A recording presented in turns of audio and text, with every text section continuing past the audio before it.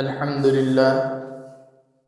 لله وكفى وسلام على عباده الذين اصطفى أما بعد فأعوذ بالله من الشيطان الرجيم بسم الله الرحمن الرحيم رب اشرح لي صدري ويسر لي أمري واحلل عقدة من لساني يفقهوا قولي صدق الله العلي العظيم۔ محترم حضرات، گزشتہ قرآن کریم کے متعلق جو بنیادی باتیں تھیں وہ آپ حضرات کی خدمت میں پیش کی۔ امید کرتا ہوں کہ وہ باتیں آپ کو سمجھ میں بھی آئی ہوگی۔ آج انشاءاللہ تعالی اعوذ باللہ من الشیطان الرجیم کے جملے کے متعلق بات کرتے ہیں کہ قرآن کریم کی تلاوت کے وقت اعوذ باللہ من الشیطان الرجیم پڑھنا کیسا ہے اور اس کو پڑھنے کا حکم کیوں دیا گیا ہے۔ اس سے پہلے میری آپ سے ایک گزارش یہ ہے کہ ان باتوں کو خوب توجہ سے سننا چاہیے اور اپنی ضرورت سمجھ کر سننا چاہیے، اور اپنے آپ کو ان باتوں کا محتاج سمجھنا چاہیے کہ ہمیں قرآن کریم کو سمجھنا ہے اور سیکھنا بھی ہے۔ مان لیجیے اگر کوئی بزنس مین آپ کے بزنس کے متعلق کوئی ویڈیو آپ کو دے رہا ہے اور ساتھ میں وہ یہ کہنا بھول جائے کہ آپ اس ویڈیو کو مکمل دیکھنا، پھر بھی آپ اپنی ضرورت سمجھتے ہوئے اسے کس توجہ سے دیکھیں گے وہ آپ خود جانتے ہیں۔ اسی توجہ، ذوق اور شوق کے ساتھ آپ ان ویڈیو کو بھی دیکھیے گا۔ انشاءاللہ یہ باتیں آپ کے لیے دونوں جہاں میں مفید ثابت ہوگی، اور دوسری گزارش یہ ہے کہ ان باتوں کو خوب شیئر کریں تاکہ اور لوگ بھی اس سے فائدہ حاصل کر سکیں۔ اگر ہمارے پاس لطیفہ یا پھر کوئی کامیڈی کی ویڈیو آتی ہے یا پھر کوئی سانگ آتا ہے تو لوگوں میں کتنا شیئر کرتے ہیں، حالانکہ اس پر ہمیں کوئی ثواب ملنے والا نہیں ہے۔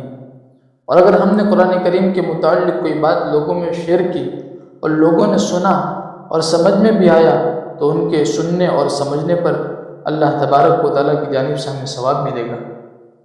اللہ تبارک و تعالیٰ کی ذات سے پوری امید ہے، اور میں اللہ تبارک و تعالیٰ سے دعا کرتا ہوں کہ اللہ تبارک و تعالیٰ ان باتوں پر عمل کی توفیق عطا فرمائے۔ تو آئیے جانتے ہیں کہ اعوذ باللہ من الشیطان الرجیم کے متعلق کیا باتیں ہیں۔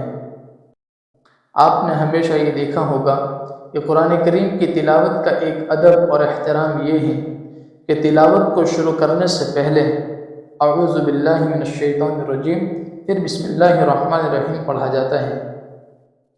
ان دونوں جملوں کا پڑھنا تلاوت کے وقت ایک سنت ہے۔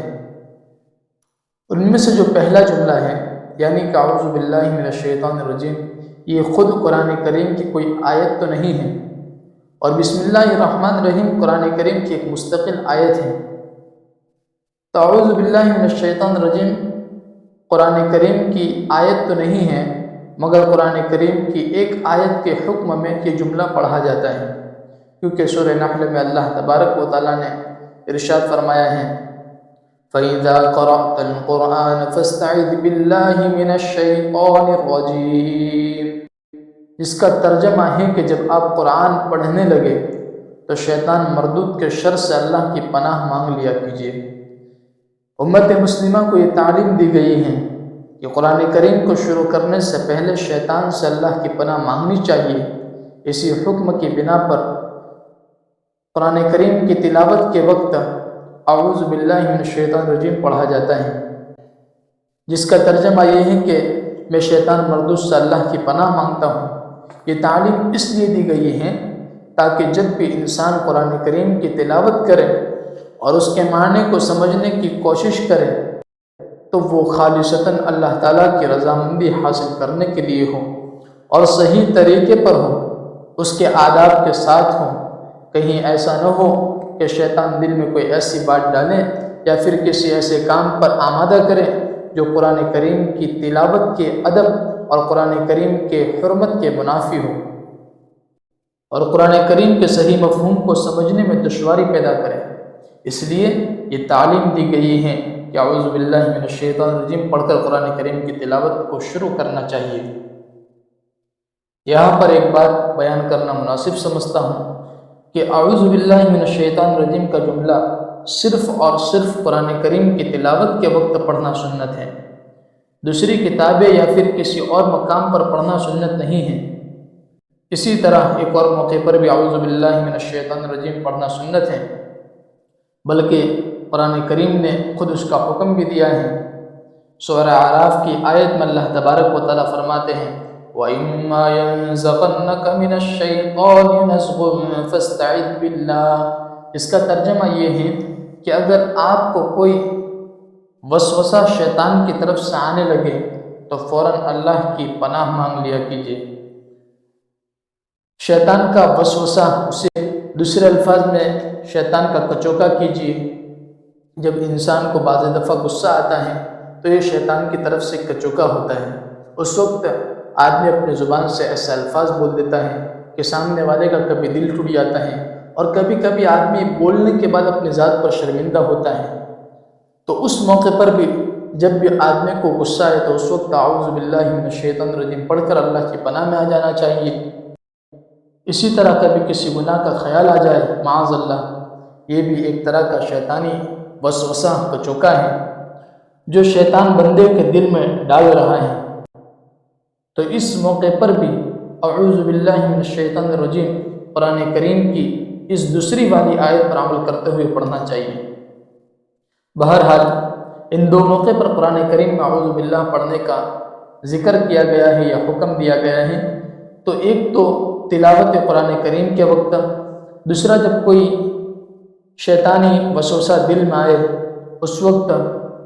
باقی اور حالات میں اعوذ باللہ من الشیطان الرجیم پڑھنا سنت نہیں ہے۔ لیکن اگر کوئی جملہ ایسا ہو جس میں اللہ کی پناہ مانگی گئی ہو تو پھر اس کا پڑھنا بھی کوئی ناجائز نہیں ہے۔